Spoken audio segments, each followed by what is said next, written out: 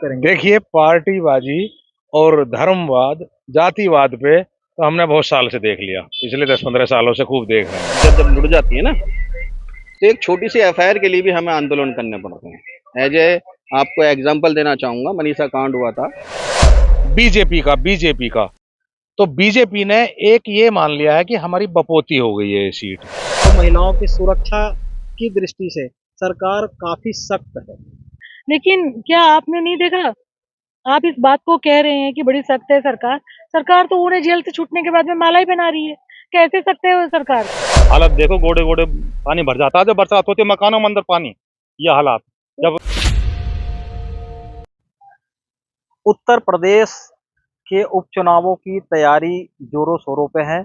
इसको हमारी public reporter की टीम लगातार जनता से संवाद कर रही है। इसी क्रम में हम एक बार फिर पहुंचे हैं जनता के बीच और जानेंगे जनता से कि उनको किस तरह के प्रत्याशी चाहिए, वो जो विधायक चाहते हैं किस तरह के हों, उनके क्या मुद्दे होंगे, इसके बारे में हम एक एक करके बात करेंगे। हमारे साथ जनता जनार्दन उपस्थित है, उनसे हम बात करेंगे। सर, आपका क्या नाम होगा? जी, मेरा नाम राहुल सजलाना है। अभी जो उपचुनाव होना है, इसमें किस तरह के आप प्रत्याशी चाहते हैं? आपके क्या मुद्दे होंगे चुनाव के? देखिए, प्रत्याशी तो ऐसा हो जो काम करे क्षेत्र के अंदर। किस तरह के काम करे, क्या मुद्दे हैं? आप जैसे देखो, काफी टाइम से काफी सरकारें बतरीय पार्टियां रह चुकी हैं। लाइन पार क्षेत्र के अंदर अभी तक कोई सरकारी स्कूल नहीं है। सबको उधर गाजियाबाद की साइड में जाना पड़ता है, बच्चों को पैदल पैदल चलने में कष्ट भी होता है, समझो। और दूसरा, कोई ना सरकारी स्कूल है ना ही सरकारी हॉस्पिटल लाइन पार क्षेत्र में है, जबकि सबसे ज्यादा आबादी लाइन पार क्षेत्र के अंदर आती है। तो बहुत सारी यही शिक्षा चिकित्सा के मुद्दे हैं जिन पर आज तक किसी सरकार ने कोई काम नहीं किया। हम तो कहते हैं जो भी प्रत्याशी है इन चीजों पर काम करे। ठीक है। तो शिक्षा, चिकित्सा, इसके अलावे भी और कोई मुद्दे हैं जिस पे आप लोग वोट करेंगे? हाँ, इसके अलावा बहुत सारे मुद्दे हैं। जैसे कि आप देखो, वाल्मीकि समाज के लोग अभी धरने पे बैठे हुए थे, निगम के अंदर चल रही थी उनकी समस्या है। मैं काफी बार गया भी उनके बीच में, उनकी हड़तालों में भी गया हूँ। तो हमने ज्यादातर वहाँ देखा है कि वो लोग 30-35 साल से काम कर रहे हैं। और वहाँ के जो भाजपा के मेयर है, उन्होंने ये कहने का काम किया कि आप आवे तो ठेकेदारी करो, जबकि वो 30 साल से संविधा पर काम कर रहे हैं। तो भाजपा तो इतना अच्छा काम कर रही है सर, प्रदेश में विकास हो रहा है, तरह तरह के जो योजनाएं हैं सरकार ला रही है जनता के लिए। आप कह रहे हैं विकास नहीं है।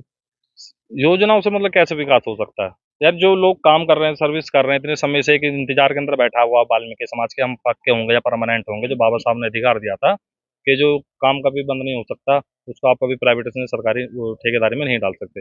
लेकिन आज उन्होंने संविधान का उल्लंघन करते हुए उस काम को ठेकेदारी के अंदर पहुंचा दिया। और वाल्मीकि समाज के अंदर बहुत ज्यादा भरोसा, अगर आप देखोगे चुनाव के टाइम में, अभी लोग वाल्मीकि समाज में घूमेंगे और हर बार आके उनका मुद्दा होता है कि हमारी सरकार बनाओ और हम आप लोगों को परमानेंट करेंगे। और आप देखोगे, पार्षद से लेकर विधायक, सांसद, प्रधानमंत्री तक इन्हीं के लोग हैं। लेकिन क्या आज तक वाल्मीकि समाज पे उनकी पीड़ा दूर हो पाई? ये नहीं हो पाई है। तो आप देख रहे हैं, आपने भी सुना कि इन्होंने किस तरह से कहा कि यहाँ शिक्षा, स्वास्थ्य और रोजगार का मुद्दा है। इसके अलावा भी ऐसे कोई मुद्दे हैं जिसके ऊपर आप वोट करना चाहेंगे? आप किस तरह के प्रत्याशी को वोट करेंगे जो आपकी सुने, आपके बीच में रहे, या कोई और मुद्दा है आपका? सबसे बड़ी चीज़ है मान्यवर, मैं आपको बताना चाहूँगा आपके चैनल के माध्यम से, कि इस देश के अंदर दो विचारधारा काम करती हैं। एक मनुवादी विचारधारा, एक अम्बेडकर विचारधारा। एक मनुवादी विचारधारा है जो आदमी को आदमी नहीं कहती, इंसान से इंसान को अलग करने का काम करती है। इसके पास सिर्फ हिंदू मुस्लिम के अलावा कोई एजेंडा नहीं है। दूसरी विचारधारा काम करती है अम्बेडकर विचारधारा, जो कि इंसान को इंसान और सभी लोगों को जोड़ने का काम करती है। जिसका मोटिव है, मेन मोटिव है, इंसान की कड़ी बनाकर एक ऐसे भारत देश की कल्पना वो करना चाहता है, वो मूवमेंट जो हिंदू मुस्लिम नहीं, एक इंसान बनाने का काम करना चाहता है।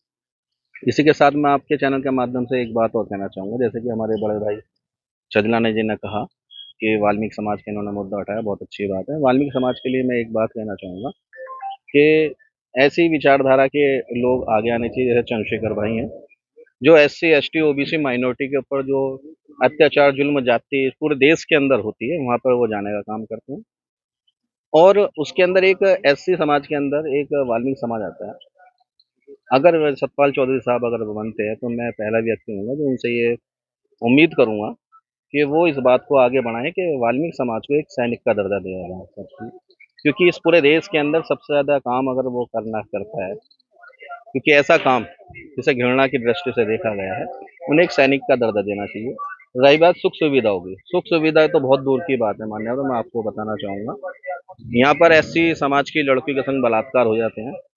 जहाँ तक संविधान की बात करते हैं, संविधान ये लोग पूरी तरह से कुचल चुके हैं, क्योंकि संविधान हमें आरक्षण और सुख सुविधाएं देने का काम करता है, परंतु हमारी बहन बेटों की इज्जत जब लुट जाती है ना, तो एक छोटी सी एफआईआर के लिए भी हमें आंदोलन करने पड़ते हैं। एज ए आपको एग्जाम्पल देना चाहूंगा, मनीषा कांड हुआ था। मनीषा कांड के अंदर कोई भी व्यक्ति नहीं पहुंच पाया, सिर्फ चंद्रशेखर भाई ने काम वहां पर काम किया और वहीं पे इन्होंने आंदोलन करा, जिसकी वजह से ये सच्चाई है कि आज की तारीख में वो 4 आरोपी बरी हो चुके हैं, जिनमें 3 तो बिल्कुल बाइज्जत बरी हो चुके हैं और चौथे भी वो 7 साल बाद बाहर आ जाएंगे, उनका कुछ नहीं होने का। देखिए इन्होंने उठाया महिला असमत का एक वो उठाया सवाल कि यहाँ पे जबकि जब से भाजपा की सरकार आई है प्रदेश में तब से इस पे काफ़ी सारे कानून भी बने हैं और महिलाओं की सुरक्षा की दृष्टि से सरकार काफ़ी सख्त है। इस पे आप क्या कहेंगे और आगे जो यहाँ के प्रत्याशी हों किस तरह के हों इसके बारे में भी। देखिए आपके चैनल के माध्यम से मैं ये बात अपनी रखना चाहती हूँ कि अभी आपने कहा कि सरकार बहुत सख्त है उन लोगों के लिए जो इस तरह के काम कर रहे हैं, महिलाओं के साथ रेप करने का या और किसी तरह के जो बुरे कर्म करते हैं। लेकिन क्या आपने नहीं देखा, आप इस बात को कह रहे हैं कि बड़ी सख्त है सरकार, सरकार तो उन्हें जेल से छूटने के बाद में माला ही पहना रही है। कैसे सख्त है वो सरकार? इससे क्या मतलब होता है? इसका मतलब ये है कि आप उनके मनोबलों को बढ़ा रहे हो। आप ये कह रहे हो कि तूने जो भी किया वो गलत नहीं था, तू और कर। इसका ये मतलब है ना, एक तरफ सरकार कहती है बेटी बचाओ, बेटी पढ़ाओ और दूसरी तरफ बहनों के जो महिलाओं के बलात्कार हो रहे हैं उनके साथ में और दूसरे तरह के जो छीना-झपटी, रेप के और दूसरे तरह के पिटाई वगैरह के बहुत सारे केस आते हैं। एक लड़की किसी की दूसरे के कहीं चली गई, खेत में रास्ते में पकड़ के पीट दिया या रेप हो गया, लड़कियों को मार रहे हैं, उनके लिए शिक्षा का कोई प्रावधान नहीं है। तो क्या कर रही है सरकार? कुछ भी नहीं कर रही। मैं बागू की रहने वाली हूँ और विजयनगर मेरा ससुराल है। लेकिन बागू में मेरे मायके में मेरा आने की हिम्मत नहीं होती वापस जाने के बाद कि ये देखो घुटनों-घुटनों मैं जब भी आई हूँ पूरे बरसात के मौसम में घुटनों तक कीचड़ था, पानी था। घरों में पानी जा रहा था। वहाँ के लोग नरक का जीवन जी रहे हैं। तो क्या यहाँ की जो एमएलए हैं या और दूसरे जो भी पदाधिकारी हैं, पार्षद हैं या जो भी हैं, क्या उन्हें दिखाई नहीं देता कि अब की का जो आप मतदान करेंगी वो किन मुद्दों पे करेंगी, किन बातों को ध्यान में रखते हुए करेंगी कि हमारा प्रत्याशी, हमारा जो विधायक हो, वो ऐसा काम करे, इसके लिए आप करेंगी? देखिए पहले तो क्षेत्र में इंसान रहता है तो उसे ऐसे क्यों रखा जाता है कि जैसे जानवरों के जैसे वो सुअरों की खुड्डी होती है। यहाँ तो मैंने देखा है कि बागू में, विजयनगर में इस तरह से लोग रहते हैं। बताओ क्या वो इंसान नहीं है? क्या वो उनके पैसे उसकी उनकी इनकम से टैक्स नहीं देते हैं वो लोग? हैं? वो सरकार को हर चीज़ हर आदमी टैक्स दे रहा है। तो सरकार को उन लोगों को भी तो सुविधा देनी चाहिए। कुछ ही क्षेत्र में आप काम कर रहे हो और बाकी क्षेत्र को इग्नोर कर रहे हो। तो ऐसे नहीं चाहिए हमें विधायक। हमारा विधायक वो होना चाहिए जो पढ़ा लिखा हो कुछ और और लोग हैं हमारे साथ, उनसे सवाल जो लेते हैं, काम फिर करने आपके वाला साथ हो। हम जी, आएँगे। जी, जी। जी, आप कहाँ से जी, आए हैं? मैं सिद्धार्थ बिहार बागू से। आपके क्या मुद्दे होंगे इस उपचुनाव में? आपने देखा कुछ लोगों ने कहा कि जी विकास का मुद्दा है, कुछ ने कहा कि महिला सुरक्षा का मुद्दा है, कुछ ने कहा रोजगार का। आपके क्या मुद्दा होंगे? किन विकास मुद्दों पे आप हमारे करेंगे? यहाँ 1994 में पहली बार पार्षद बना। पार्षद बनने के बाद एक बार 2008 में बहन जी की सरकार आई तब वो रास्ते बने, उसके बाद आज तक इस क्षेत्र में रास्ते नहीं बने। हालत देखो, गोडे गोडे पानी भर जाता है जब बरसात होती है, मकानों में अंदर पानी। ये हालात जब जब कहते हैं बीजेपी हमारी सत्ता नहीं, भाई पार्षद बीजेपी का, विधायक बीजेपी का, सांसद मेयर बीजेपी का, सारे भी, तो फिर किस चीज की कमी तो है? आप बीजेपी के जो पार्षद है, हम्म, सांसद है, मेयर हैं, इनसे हम्म। फिर अपनी समस्या रखते नहीं है? समस्या खूब रखी जाती है, क्या गली गली में इनके है नहीं? भाई मैं मान लो, चलो नहीं हूँ बीजेपी का, मान लिया, गली गली में इनके भाई कार्यकर्ता हैं, उन्हें नहीं पता? आते नहीं है, वोट मांगने नहीं आते, वो आते हैं घूमने फिरने ऐसे तो। हम्म, तो अब की अगर होता कुछ वोट नहीं। मांगने आए हैं, अगर बीजेपी के प्रत्याशी या अन्य प्रत्याशी, तो उनसे आप क्या सवाल करेंगे? क्या अपनी समस्या रखेंगे? सवाल क्या रखे, उन्हें सब कुछ पता, कराते नहीं है वो काम कुछ भी, कितनी शिकायतें कर लो। फिर कैसे मतदान करेंगे आप? कुछ तो अपना मतदान आपने किसी सोचा? और को करेंगे, जो अच्छा होगा उसे करेंगे। कि कैसे मतलब आप डिसाइड करेंगे कि हाँ ये अच्छा होगा या गलत होगा? भाई बीजेपी हमने तो बरत ली, आगे किसी और को देखेंगे, उसे और बरत लेंगे। अगली बार हम्म, वो भी ना आए? अगली बार और फिर देखा जाएगा। हम्म, देखिए इनका तो साफ तौर से कहना है कि जब तक हम देखते रहेंगे जब तक अगला वापस ना आए। आपका इस बारे में क्या कहना है? आप किन मुद्दों पे मतलब इस बार वोट करेंगे? देखिए, पार्टीबाजी और धर्मवाद, जातिवाद पे तो हमने बहुत साल से देख लिया, पिछले 10-15 सालों से खूब देख रहे हैं।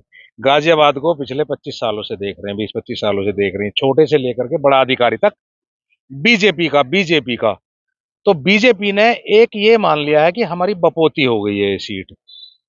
विकास वोट हमसे लेते हैं और ले जाकर के यूं कहते हैं कि तुमने क्या हमें वोट दिए।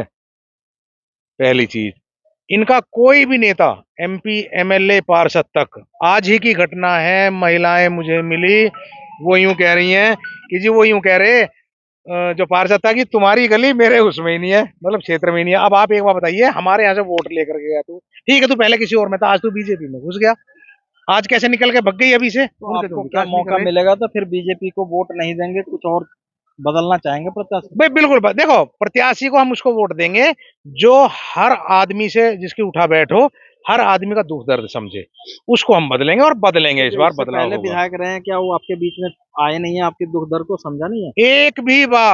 एक बार दिखा दो, जो आप इनाम कहेंगे वो मैं आपको दे दूंगा, यदि वो कॉलोनी में आए हों, एक भी बार आए हों।